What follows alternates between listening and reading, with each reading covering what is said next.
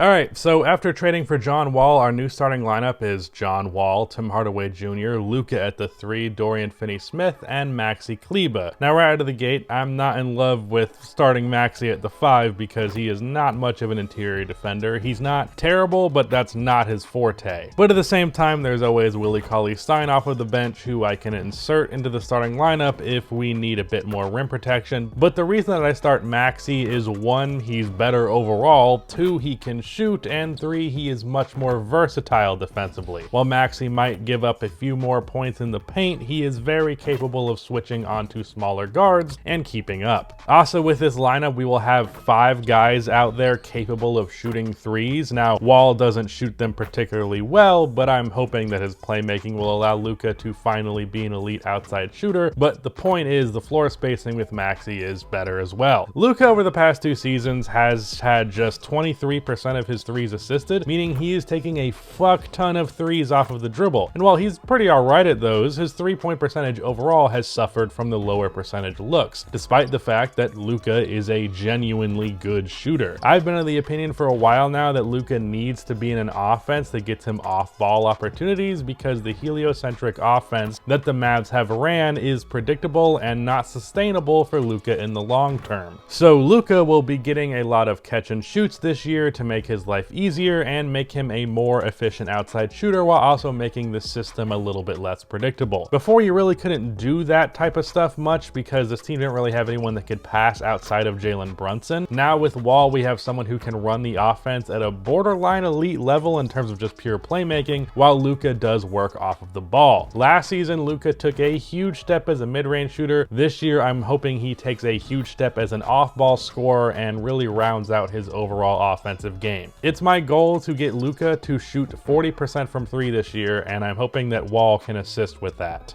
Now, with Wall himself, I'm going to try and make him as timid as possible without completely taking the wind out of his sails. With him having good spacing around him, I'm hoping it'll empower him to go to the rim more. I want mid-range shots to be at a minimum, as well as the threes. Catch and shoots are fine, but he's just not good enough of a shooter to be taking contested pull-up threes. If he can just be more selective with his scoring, be a great playmaker and a solid defensive player, then he can be the second best player on this team. Worth $40 million a season? Hell no. But hopefully good enough that we can sometimes forget that he is being paid that much. I want Wall's time in Dallas to revive his career, not to what it once was. I don't think he'll ever get there, but an efficient 17-8 with good defense and semi-respectable shooting, I think we can get him there. And even after his contract expires, we could bring him back on a cheaper deal. Outside of those two, Tim Hardaway Jr. just has to keep doing what he's been doing, shoot a ton of crazy threes and hit them a lot because he's good. I'd like for him to improve a bit as a defender, because while I'm going to focus more on offense with this team than I did in the Sixers series, I also do understand that we need some better defense, so hopefully some internal improvement there. Dorian Finney-Smith and Maxi Kleber are both really good 3-and-D players, and that's really all that I expect out of them. Jalen Brunson is actually an interesting piece that I'd like to see more of, but with his contract expiring after this season and him wanting a long-term deal, on top of the guard play we now have with Wall, he will more than likely end up as a trade chip as much as I like him. Reggie Bullock is yet another 3-and-D player. He'll get around 25 minutes a game off of the bench. After that, we have a barrage of centers on this team to choose from for the backup. Willie Cauley-Stein is a solid run, jump, and dunk big, but he has no versatility on either end. Dwight Powell has more versatility, but he's very inconsistent. And Moses Brown is a good rim protector and rebounder, but he is garbage at everything else. Really, who I choose will depend on the situation, but I don't love any of these options. Also, Trey Burke might get minutes here or there for some extra shot creation, but that's about it as far as the bench depth goes. I'm going to run a 5-out offense with an emphasis on our ball handlers attacking the basket. Both Wall and Luka will find the open man if help comes, and if it doesn't, easy shots at the rim. As for our defense, I'm hoping Wall, Dorian, and Kleber are enough to be a respectable defense, while our offense does well enough to carry us into being overall good. I'm not expecting contention or anything like that, but maybe a second round appearance would be cool. With all that said, let's get into the first game of the season versus the Atlanta Hawks. Okay, so I can just spoil it that right out of the gate, Maxi Kleber at the 5 is not going to be a long-term solution, because you see immediately with the tip how much of a size advantage there is with Clint Capella and the offensive, not the offensive rebound, those will come later. The dunk that Clint Capella gets right out of the pick and roll, the defense in the paint just simply ain't good enough against even a not that great but still good center. So definitely going to be addressing that position relatively soon. That said, our offense is in full swing out of the gate. Luka got that early opportunity to the pass to Tim Hardaway. John Wall is easily able to just bully Trae Young, even though he gets him back with this three-pointer right here. And our ability to get into the paint relatively early was good. That said, one of the first things that stands out about 2K22 is that god damn, the CPU's defense is fantastic. Right there, that play, open jump shot there for Luka that was a mid-range shot. It's a three-point play, so it was supposed to be a three, but it is somewhat of an indication of what John Wall can bring to the table. But John Wall is off of the floor now, and when that happens, Luka fully becomes the only real playmaker out there as Jalen Brunson gets that three. Willie Cauley-Stein gets this alley-oop out of the pick and roll. By the way, speaking of 2K22's gameplay difference, nice step back there out of the post, by the way. I love Luka's mid-range game and plan on utilizing it more, but the alley-oop feature right here, you'll see, I think that's stupid. I don't see what that accomplishes. I can't figure it out. I've played multiple games at the time of this recording, and it's just not enjoyable in the slightest. It's only thing it's doing is making me not want to do alley-oops. John Wall with a left-hand finish, and you make sure you know about it, even though it was wide open and you're an NBA player, but whatever.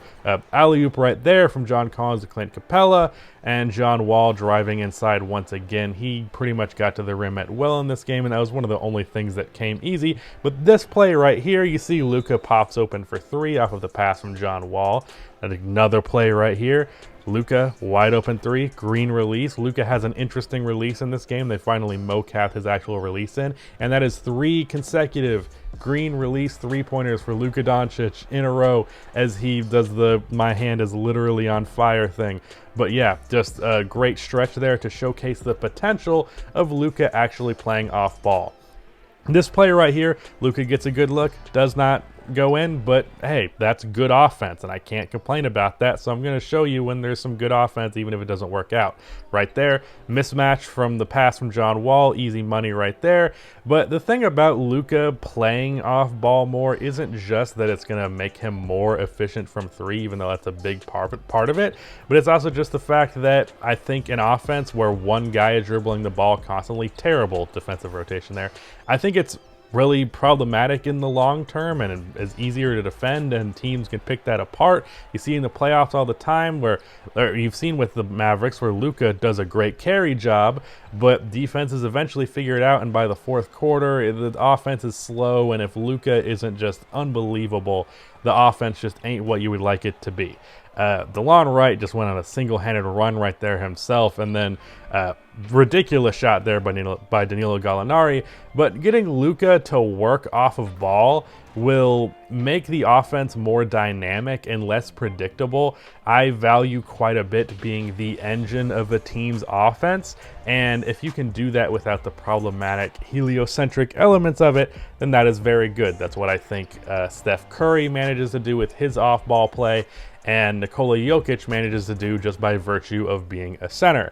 But we get killed inside right there by Clint Capella, even though Willie Cauley-Stein's not actually a bad rebounder and defensive player. He gets burned by Clint there, and to be fair, Clint is one of the best rebounders in the league. That play right there, by the way, everyone touched the ball on the fast break. That is absolutely beautiful. Luka Doncic cross-court pass from John Wall for three.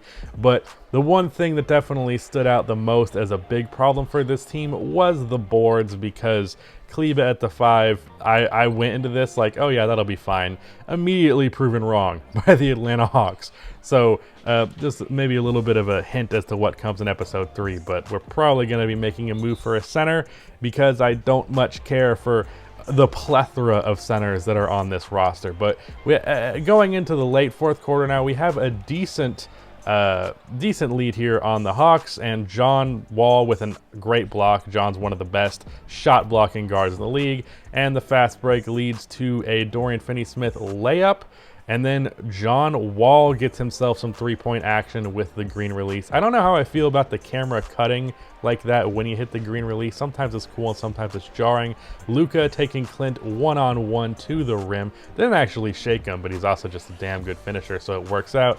And to close this game, I am just simply triple-double hunting with Luka. He's 2 assists shy. Dorian somehow makes that shot.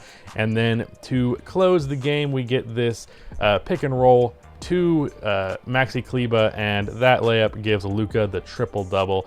Just a really good debut game. We saw some clear flaws, but at the same time, the potential of the offensive system that I want to run, getting Luka doing off-ball stuff, clearly showcased to have some actual value here as we get a pretty good win on the Atlanta Hawks, and of course, Luka Doncic is player of the game. Now, overall, his actual efficiency from 3 was not great because I took a lot of bad step backs, and I have to figure out how to integrate that into the offense without it being, too overdone. John Wall, 21 and 11 on 9 for 11 shooting, but he also locked down Trae Young, so that is just a fantastic debut for John Wall. Showcased Luka's off-ball stuff, but Clint Capella at the same time, 12 offensive rebounds, can't have that happening. So yeah, we'll address that in episode 3. Thank you for watching this video. I much appreciate it. Subscribe to this channel if you haven't already to get more MyNBA content. I already have the next 3 episodes written and most of the stuff recorded. So next couple episodes will be coming out very, very shortly.